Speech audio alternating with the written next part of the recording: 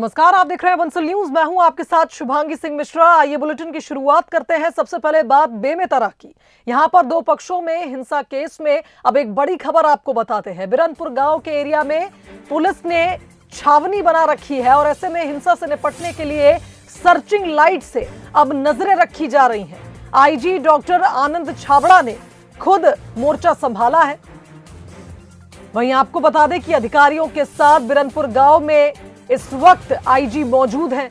उपद्रव मचाने वालों की धरपकड़ जारी है। देखिए, लगातार ये विवाद तूल पकड़ता जा रहा है। जहां एक और ये पूरा गांव छावनी में तब्दील हो गया था, बड़ी संख्या में पुलिसकर्मियों की तैनाती की गई थी, धारा 144 लागू की गई इस गांव में, उसके बावजूद उपद्रव खत्म होने का नाम नहीं ले रहा। आज कई घरों में आगजनी की गई। दो पक्षों के बीच ये विवाद अब बढ़ता ही जा रहा है। तो बता दें कि आज अरुण साहब खुद पीड़ित परिवार से मुलाकात करने पहुंचने जा रहे थे और बताया जा रहा है कि उन्होंने फोन पर ही बातचीत की क्योंकि स्थिति गंभीर थी। चलिए, इस खबर पर हमारे साथ संवाददाता उमेश लाइव जुड़ गए, उनका रुख कर लेते हैं। उमेश, जिस तरह की स्थिति बनी हुई है, भारी पुलिस बल तैनात किया गया, धारा 144 लागू की गई, लेकिन अब तक इस द्रव पर नकेल क्यों नहीं कसी जा सकी?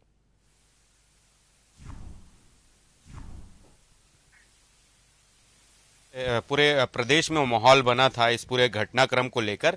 वो स्थिति बीरनपुर के इस गांव में अभी भी बनी हुई है। तनाव की स्थिति इसलिए बनी हुई है क्योंकि अभी भी यहां पर कुछ ऐसे संदिग्ध है जो गांव के आसपास इलाके में रुके हुए हैं। लिहाजा ऐसे में जो जिले के जो आईजी हैं, आईजी एसपी जो है, वो उन्होंने पूरी मोर्चे को संभाल लिया है। सर्चिंग लाइट के जरिए उन इलाकों में जहां पर संदिग्धों की रुकने की सूचना मिली है, उन इलाकों में सर्चिंग कराई जा रही है। और इसके साथ ही आईजी खुद मोर्चा संभाले हुए हैं, बिरनपुर के गांव में खुद मौजूद है और ये वहां पर जो उपद्रव मचाने वाले हैं उनकी धरपकड़ की जा रही है। अभी तक के जो जानकारी मिली है, 3 लोगों को अभी तक के पुलिस ने पकड़ा है।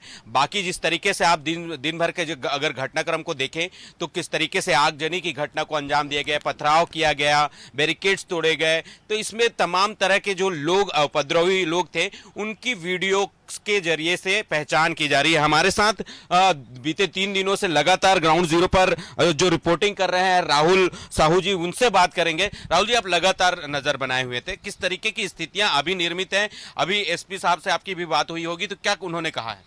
देखिए उमेश, के 3 दिनों से मैं लगातार इस गांव में हूं और पहले दिन की घटना की 2 बच्चों की जो लड़ाई है वो आज आप देखे खुद, आप कवरेज के लिए आए हो कि किस तरीके से व्यापक रूप ले चुकी है। आज जिस तरीके से घटना हुई है, उस घटना से ये अनुमान ली ये घटना अभी कुछ और बयां करेगी, क्योंकि अभी मेरी एसपी से बात हुई, उनका साफ कहना है कि जो बीरनपुर गाँव के आसपास में जो गाँव है, लगभग 5 किलोमीटर के एरिया, वहाँ पर उनको कुछ सूचना मिली है कि कुछ उपद्रवी वहाँ रुके हैं। तो उन्होंने सर्चिंग पार्टी अलग अलग क्षेत्रों में, अलग अलग गाँवों लिए सर्चिंग पार्टी भेजी हुई है और सर्चिंग पार्टी गांव में जाके सर्च कर रही है। आपको मैं बता दूं कि आईजी जो है आनंद छाबड़ा जी, डॉक्टर आनंद छाबड़ा, वहां मौके पे खुद मौजूद है और उनके साथ में आसपास बगल के कंवरदा के, खैरागढ़ के आईपीएस जो एसपी वो भी मौजूद है। तो भारी संख्या में अभी भी पुलिस बल बीरनपुर गाँव में मौजूद है और कहीं न कहीं पुलिस को जो आशंका है कि उपद्रवी और कुछ कल घटना को अंजाम दे सकते हैं। जैसे आज आगजनी की घटना हुई गाँव के, बीरनपुर गाँव के बगल में जो चेटानमेटा गाँव है, वहां पे आग लगा दिया गया था, पुलिस पार्टियों पे पथराव हुआ है, मीडिया कर्मियों के सर फोड़ दिया गया है, मेरे को खुद मेरे पैर पे चोट लगा है। तो जिस तरीके से घटनाक्रम हुई है वो घटनाक्रम सामान्य नहीं है और पुलिस में बहुत फूक पे कदम रख रही है। जितने भी उपद्रवी है, अभी तक के लगभग एसपी साहब बता रहे थे कि एसपी साहब से हमारी बात हो कि 3 लोगों को गिरफ्तार किया गया है और वीडियो के जरिए आइडेंटिटी करके और आगे गिरफ्तार जारी रहेगी। ये बताइए कि जो उपद्रवी है वो क्या ग्रामीण क्षेत्र के ही है कि बाहर से आए हुए लोग हैं? ये देखिए उमेश, घटनाक्रम से ये नहीं लगता कि ग्रामीण जो है बीरनपुर के गांव के, क्योंकि बीरनपुर गांव में 144 धारा लागू है, तो बीरनपुर के गांव के जो युवक है, जो लोग हैं, वो बाहर नहीं निकल रहे हैं। तो स्वाभाविक सी बात है कि जो लोग हैं वो बाहर के लोग हैं, चाहे आसपास पड़ोस के गांव हो या बाहर से आए हुए लोग हो।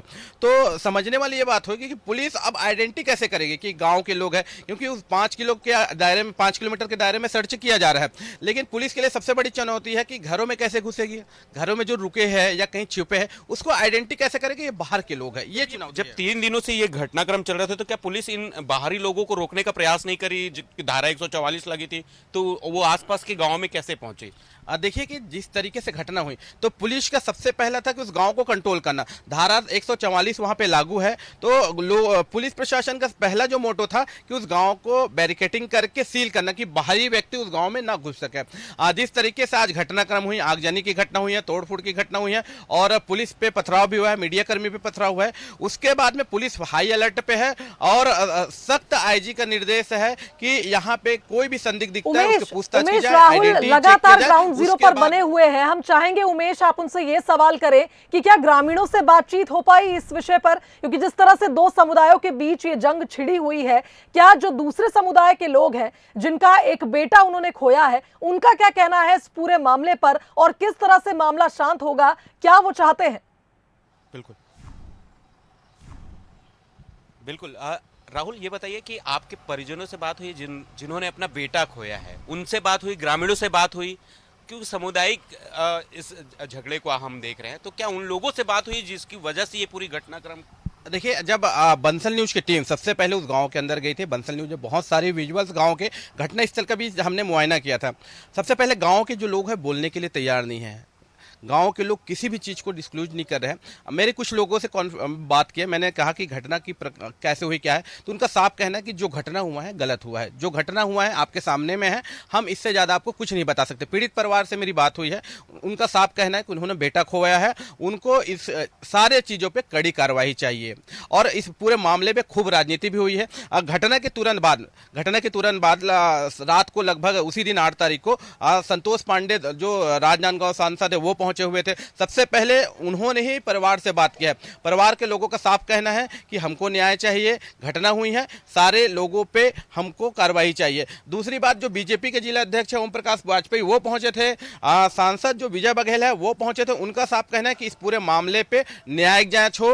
अब आगे की रणनीति किस तरीके से, क्योंकि कलेक्टर भी मौजूद है वहां पे, एसपी कलेक्टर से भी हमारी बात हुई, कलेक्टर का साफ कहना है बनता है, आप राहुल से पूछिएगा कि जिस तरह से वहां पर हालात इस वक्त बने हुए हैं, जो ग्रामीण निर्दोष है, जिनका इस पूरे मामले पर, इस पूरे विवाद में कोई हाथ नहीं है, उनका क्या हाल है? क्या वो डरे हुए हैं जिस तरह की स्थिति गांव में लगातार बन रही है?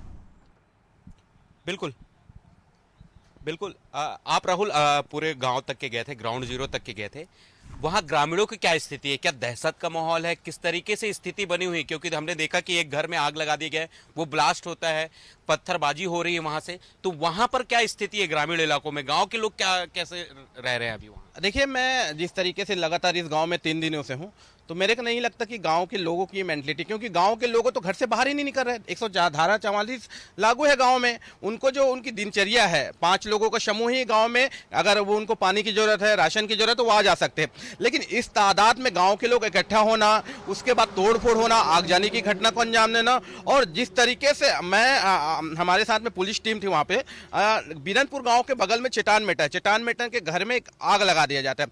हमारी बंसल न्यूज की टीम, बाकी और मीडिया की टीम, ओवरऑल आईजी उस मौके पे जो है, जब सिलेंडर ब्लास्ट होता है तो हम वहां पे थे, और जब हम कवरेज कर रहे थे तो हमारे पर पथराव किया जाता है। तो ये सामान्य नहीं है, ये गांव के लोग नहीं कर सकते। गांव के लोगों की क्या स्थिति है अभी, हालात क्या है उनकी? गांव के लोगों की हालात ये है कि उनको अभी मेंटली प्रीपेड नहीं है वो, क्योंकि घटना को वो समझ ही नहीं पा रहे हैं, कोई कुछ बोलने के लिए तैयार नहीं है। उन्होंने शासन प्रशासन से ये मांग किया है कि आप जितने जल्द इस मामले को शांत कीजिए और जो हमारी दिनचर्या उसको सुचारू रूप से जारी कीजिए। बिल्कुल बिल्कुल शुभांगी की प्रशासन शासन से ग्रामीणों की मांग है कि किसी तरीके से जो स्थितियां निर्मित हुई है, खास करके हिंसा जो रूप लेते जा रहा है, उसको कहीं ना कहीं बेहतर करे, और यही मांग कर रहे हैं जो ग्रामीण है वो। इसके साथ ही जिस तरीके से राहुल ने भी वहां पर रिपोर्टिंग की और उन्होंने भी बहुत सारे तथ्यों को सामने रखा कि किस तरीके से हालात निर्मित हुए और कैसे ये मामला धीरे धीरे तूल पकड़ता गया और अब राजनीति का रूप ले लिया है। तो निश्चित रूप से एक बड़ी घटना है, और इस घटना को लेकर यहाँ पर अभी भी पुलिस मौके पर मौजूद है। हिंसा की स्थिति बनी हुई है। कहा जाए, देखिए, हिंसा कोई समाधान नहीं होता है, और ऐसे में देखा जा रहा है लगातार गांव में हिंसा भड़क रही है। पुलिस बल मौजूद है, भारी पुलिस बल मौजूद है, तमाम अधिकारी मौजूद है, लेकिन स्थिति अब भी नॉर्मल नहीं हो पा रही है, सामान्य नहीं हो पा रही है। ऐसे में देखना होगा कि अब प्रशासनिक अमले की ओर से अगला कदम क्या होगा। फिलहाल बहुत धन्यवाद आप दोनों का तमाम बातचीत के लिए।